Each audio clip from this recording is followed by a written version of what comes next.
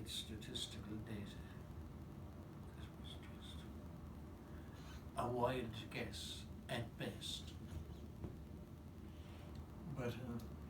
But nevertheless, you know, when a country wanted to turn things around, you had to have a data that you could reasonably rely on. And okay, I would say that, yeah, where we had programs, the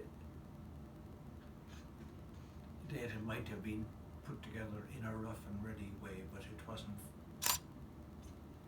It was good enough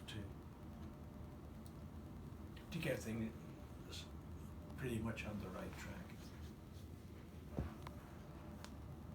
So anyhow, anything else? You did didn't you also, weren't you in Indonesia at one point? Yeah, not for the IMF. Okay. That was for the Asian Development. And why did you end up? When was it? I would say. Were you still working for the IMF at that point? You had left your job at the IMF. Left the job, yeah. It was in the early 90s. Okay. And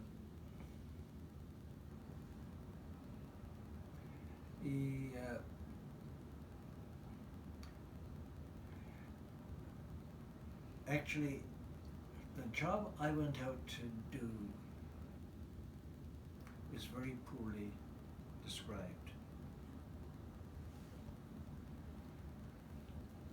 I was told that they needed to have an improved system of fiscal reporting.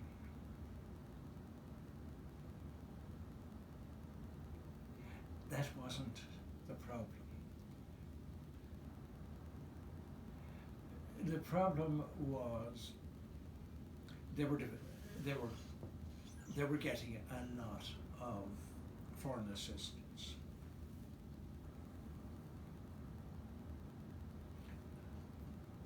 But you could only draw on the foreign assistance when the transactions had been completed and you said these were the invoices and these were the payments.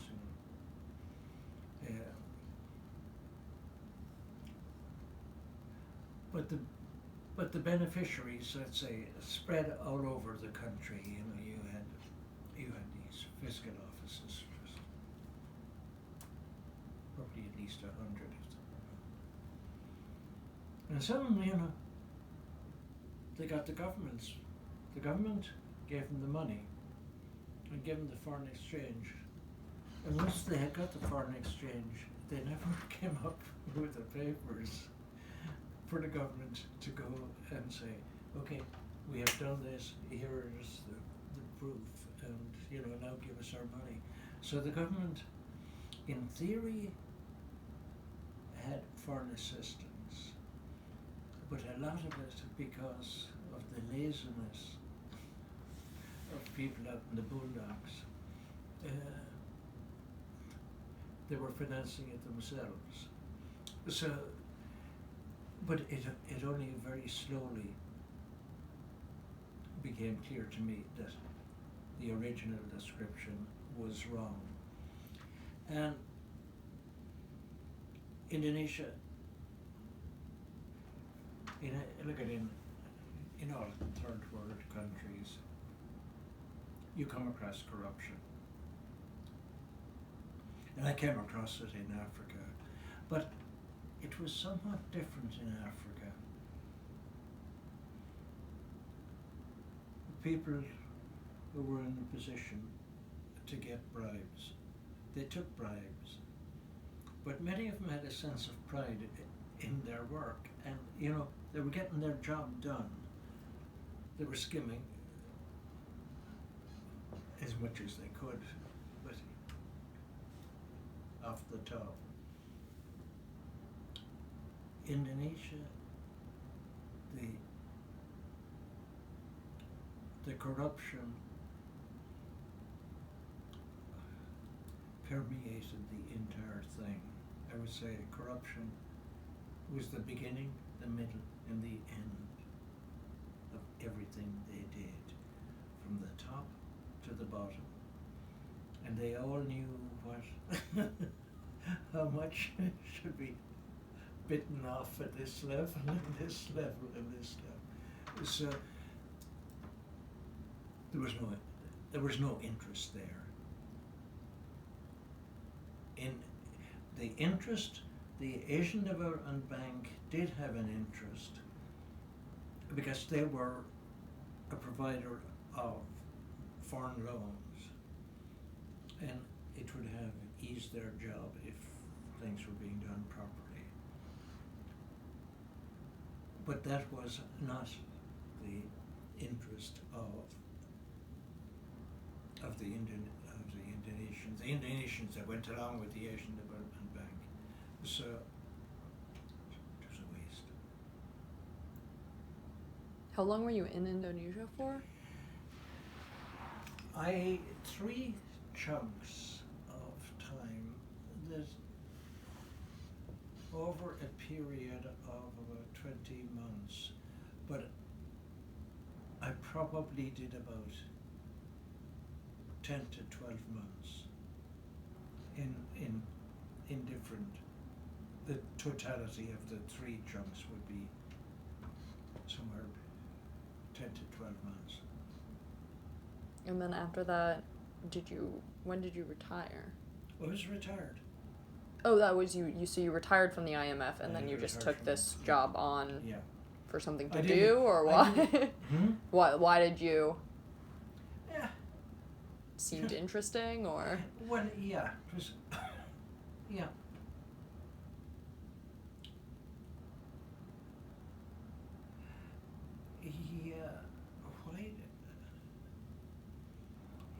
Why? It was a part of the world. I did a few jobs for them. For the Asian Development Bank? Yeah. I did an operational strategy study on Pakistan and Nepal, and then I did that thing in Indonesia. There were countries that I knew nothing about, and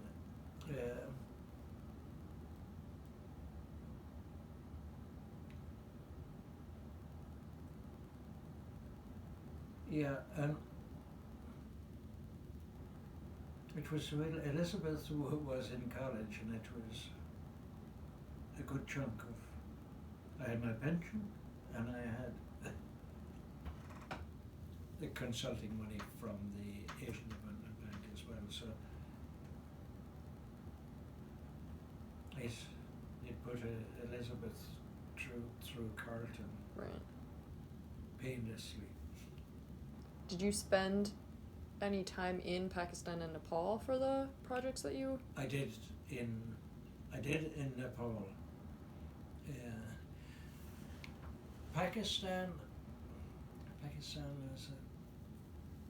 Pakistan was a kind of politically important that was getting away with murder, and still is. Pakistan tell people they'll do things,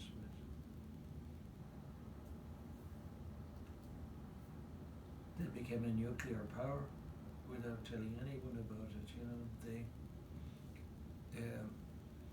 Nepal.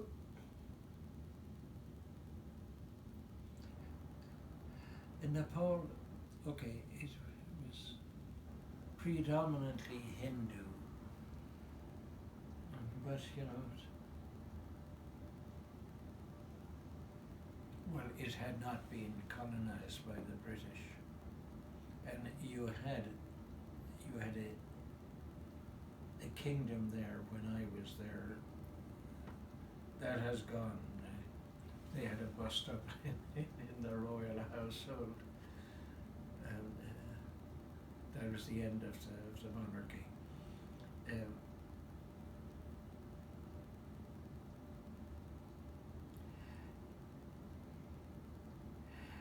The capacity to do things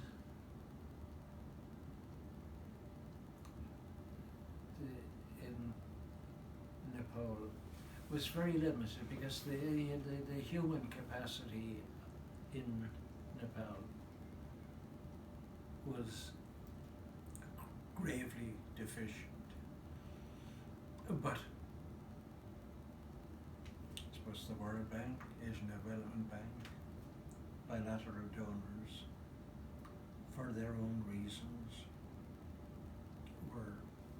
were giving it money, and you know they managed. They managed and managed badly, but you were getting virtually no growth in the economy.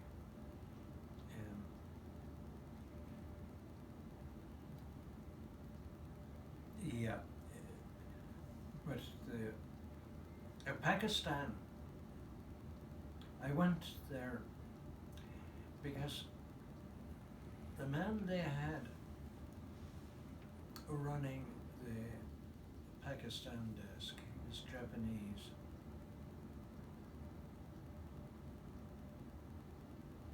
After the IMF, where you do accumulate information, when I got there was virtually no. There was virtually no economic information. So it was a question of a bit here, a bit there, a bit, and put it together. Which I did. I wouldn't say I was proud of it, but it was plausible. And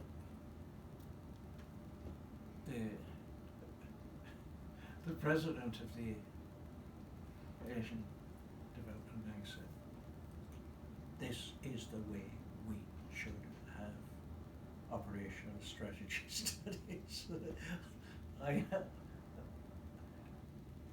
I knew the weaknesses in it, but as I said to you, it was plausible. That's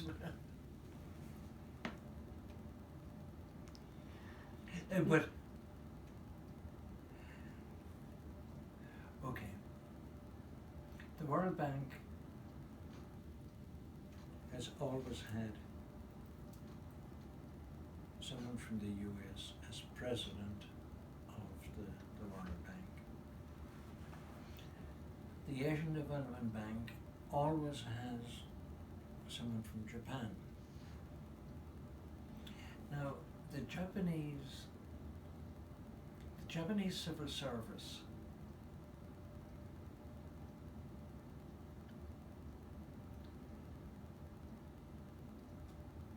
it has a lot of power, but they really have no interest in developing the economy.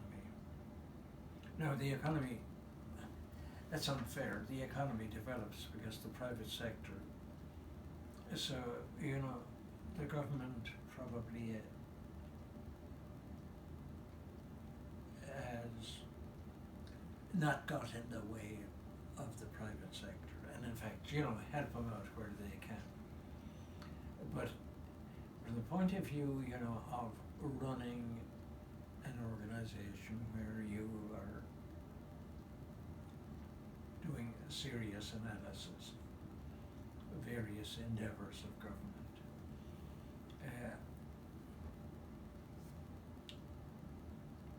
in Japan, it isn't good. And then they send Japanese, it might be for a few years, they'll go into a place like the Asian Development Bank. They bring nothing to it, and they leave nothing after. So, what is it said? Yeah. The state that I found, the Pakistan desk, you could never imagine you would have anything like that in the IMF. You know, you'd be thrown out. Although, you know, I've seen incompetent people in the IMF, incompetent and lazy. But by and large, the IMF was demanding.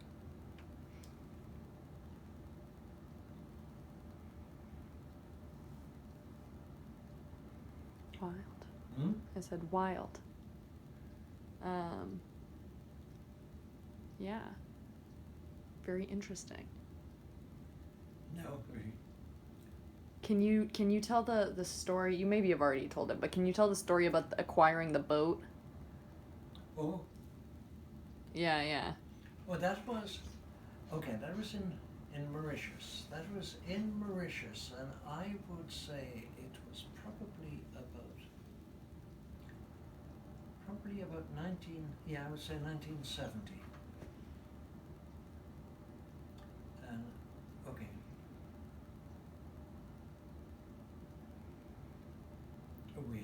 We had a mission there, and which I found quite interesting. Mauritius had only been independent for a few years, and when they became independent, I remember James Mead, who subsequently got a Nobel Prize in economics, he had said that this was an extreme Malthusian example.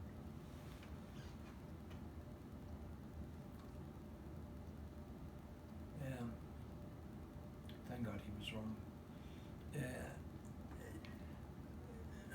What's it? And I would say the mistake that was made was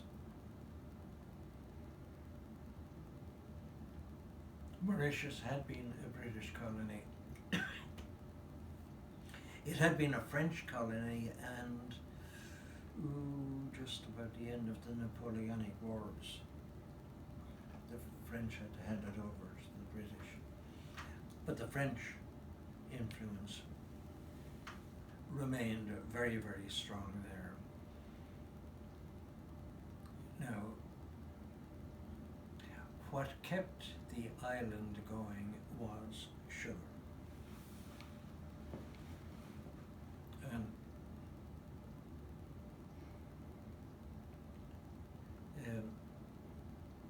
but being a colony, you had, and being French, it was predominantly a Catholic. Initially, the ruling group were French and largely Catholic.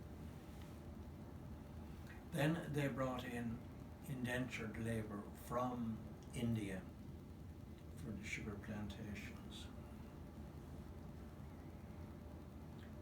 But the establishment in Mauritius, they wanted education for their children.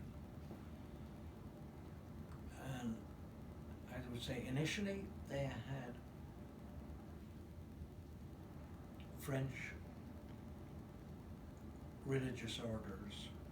You had schools for boys and for girls, and separate ones for girls. And then, as the British expanded there, they needed to replace the people who were coming from France. So religious orders from Ireland took over boys' education, the upper level of boys' education, the upper level of girls' education. And in fact, at independence, they had a very good education. Yeah, they had, I would say yes, they had a very good educational system. There probably were deficiencies in it, but there were standards. And there were standards which permitted people from Mauritius to be accepted and do very well at universities abroad. And that, okay, when they became independent, I would say the high level of education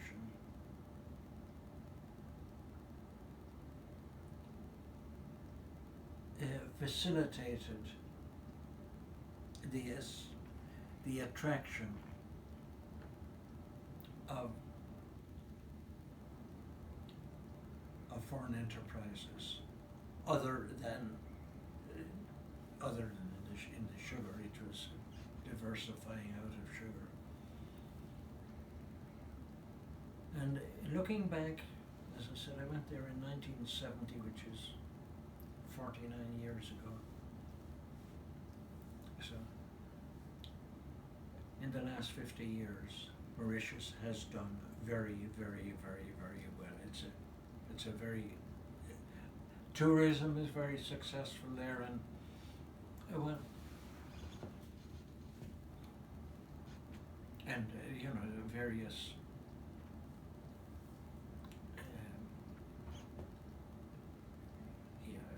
various foreign enterprises.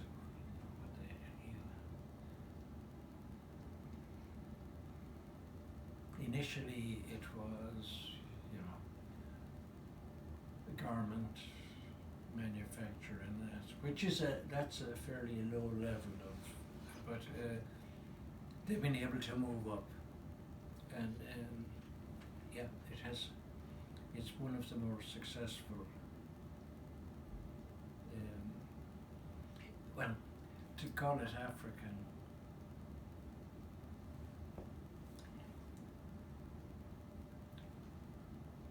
you had a European establishment, and largely of French heritage. You had the Hindus who came, and they came in menial jobs, you know, indentured labor on plantations. But Trump doesn't realize that you can bring people in from Somalia, and they've left their own country, and they're very ambitious.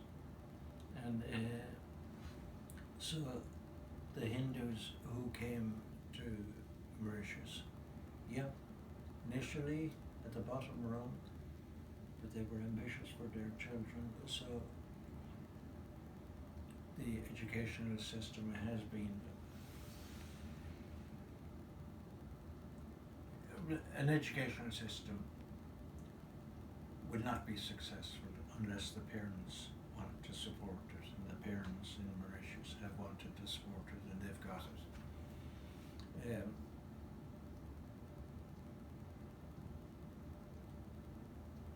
So, how did we get around to Mauritius? How'd you get the boat? Oh, Jesus. Oh yeah, I was on a mission. Well, at that time, Mauritius, they had a tradition of of this, you know, this woodworking, and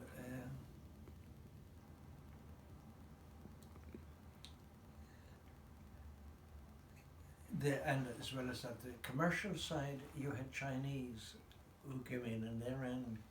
So you had a very active commercial environment there, and part of it was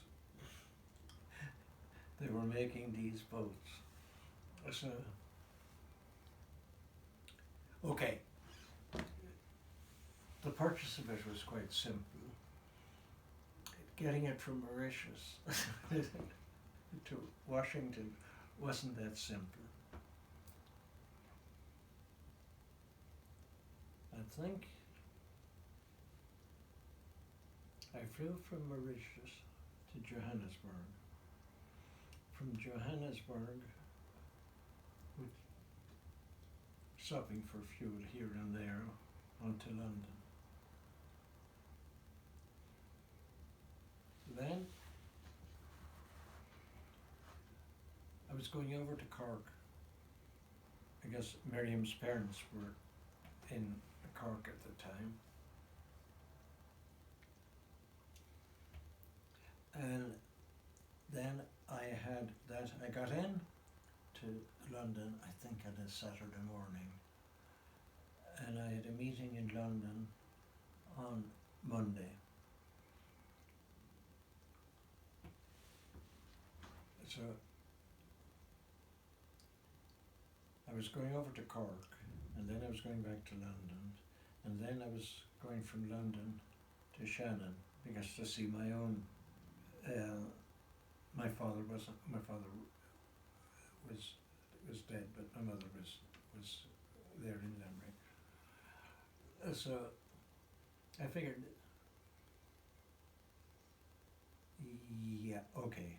I brought the boat with me in a big container from London to Cork.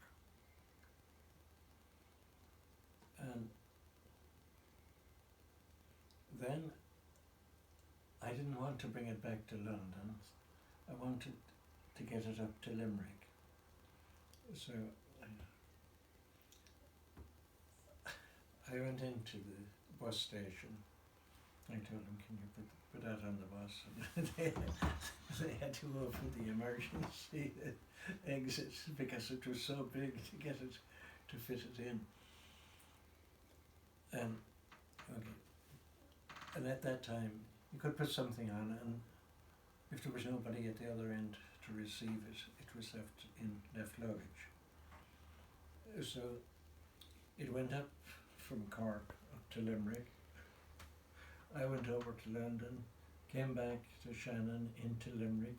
I went up to the bus station, into left luggage, and got this. And then they took it over to Shannon and flew to New York, and then was moved it from that plane onto the one from New York to Washington. So that's how it got here. It was, I was young. I had enough energy at the time. I could do it, and as well as that, the travel standard in the IMF at the time was first class travel. So if you were in first class travel, they took good care of you wherever you were. So I got things that I wouldn't have got done if I was in the back of the bus. Somebody, I feel like at some point said you won that gambling or something, but clearly that's not true. Is that another story, or someone, like, whatever family member said that was just wrong? No. Did you ever do any? No. No, did I? No, that wasn't. Maybe, I don't know. It's conceivable. I think it cost over $100, which was a lot of money then. It's conceivable that I had won that money in a casino. Oh. Okay, maybe that's what it was. In Mauritius? Mm-hmm. That's funny. Well, I went to on missions. Wherever you have Lebanese, you have casinos. And so I went to casinos, but I would give myself, I'm prepared to lose this much. But another thing is, if I don't lose it, I'm only playing for an hour, and I cash in my chips after an hour. So, didn't make a lot of money. It means, but you know, $100 for because there was a house full of young children to be fed here.